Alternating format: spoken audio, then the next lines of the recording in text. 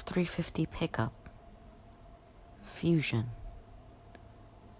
Edge. The cars we know in the Ford United States market.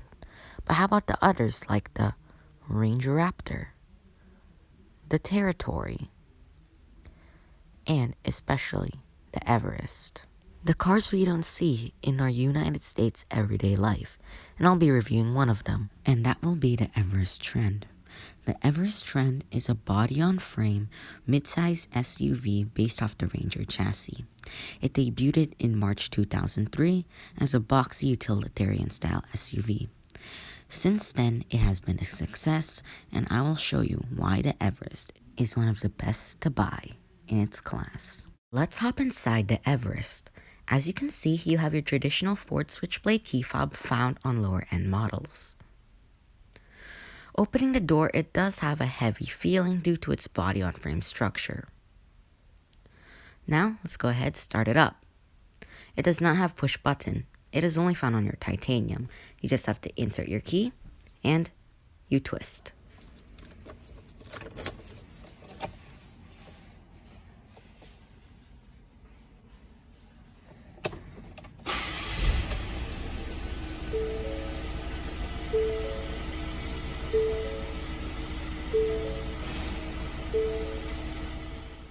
Simple, easy, awesome.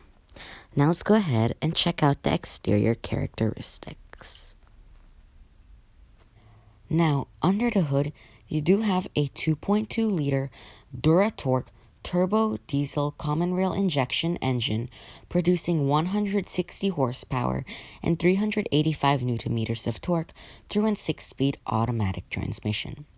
It is a very reliable and dependable motor. Now, shutting the hood, you do have your halogen projector headlights, halogen parking lights, and halogen turn signals. Down below, you do have your halogen fog lights and gray body cladding on the lower front fascia. Here's your chrome Ford grille. It's pretty big. And to your rims and tires, they're 265, 60, 18-inch 6-spoke Trend rims. Now here on the side, you do have chrome badging with your engine displacement and saying it's a 6-speed auto. Your turn signals indicator on your headlights, they're halogen. The exterior color is known as cool white. And onto the rear, they are LEDs with your halogen turn signal. And your rear fog lights are down below. Everest is written all across the rear. Parking sensors, and your exhaust is down below. On the sides, pretty much symmetrical. You do have roof racks. Overall, with the body-on-frame SUV, I think this SUV does look really, really rugged. Now let's step into the interior. It's a black leather interior. Now, the features on the Everest consist of all your windows being one-touch automatic, your locks, and your 8-way adjustable power driver's seat. As you can see, here are your headlight controls, front and rear fog light controls, and your cruise control speed adjustment.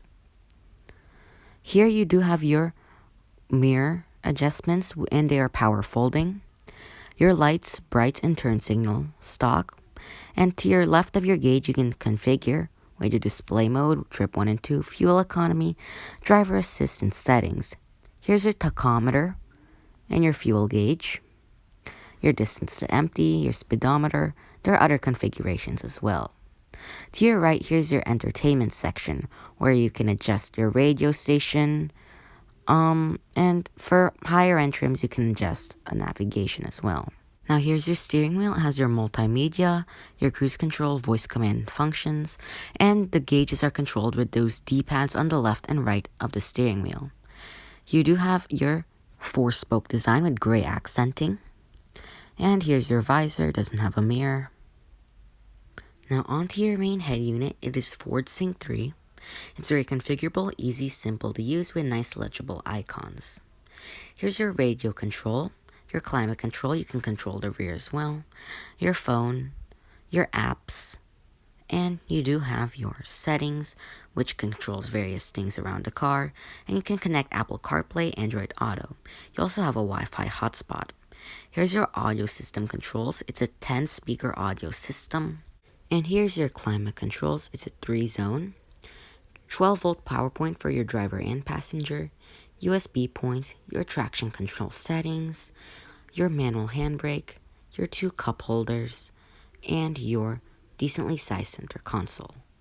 Now, when you open the glove box, it's not damped or felt line, just average. And overhead, you do have your dome lighting. And onto your transmission, as said, it's a 6-speed automatic. Shifted into reverse, you do have your parking sensors. You do get a backup camera on higher end trims. You also have a sport mode with manual shiftability. Overall, the interior of the Everest is great. Has nice textured materials and this is a rugged type design.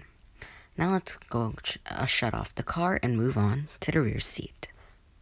Rear seat, you do have your automatic one-touch windows and the step-in height is decent. As you can see, you do have your overhead lighting up top. And when folding the armrest down, it does reveal 2 cup holders. The back seats are very spacious and have nice climate controls. Your gas cap, it does take diesel fuel. And to open the trunk, there's a button in that handle. And the Everest does come with a 3rd row, which I'll demonstrate later. Overall, the cubic space is very good. You do have some underfloor storage as well.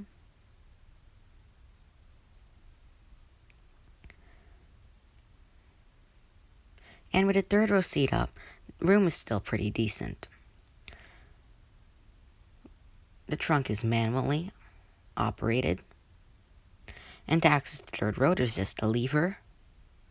And there's lots of room to access the 3rd row. And in the 3rd row, as myself, I'm 5'3", there is a decent amount of room back here. I don't think adults above 5'9" or 5'10" would be comfortable, but it does the job well for adults mid-sized. Here's the room. Very comfortable. And stepping back outside, let's go ahead. Hop inside the passenger seat. Now the passenger seat of the Everest, it's all manual adjustment, 4-way manual. I don't know if you can see it, but there's a lever there for your seat up. Your door bins, which are decently spaced. And I think the Everest is a great car. It has a blend of ruggedness, reliability, and affordability. Thank you for watching Twin Turbo Cars, and I'll see you in a future video.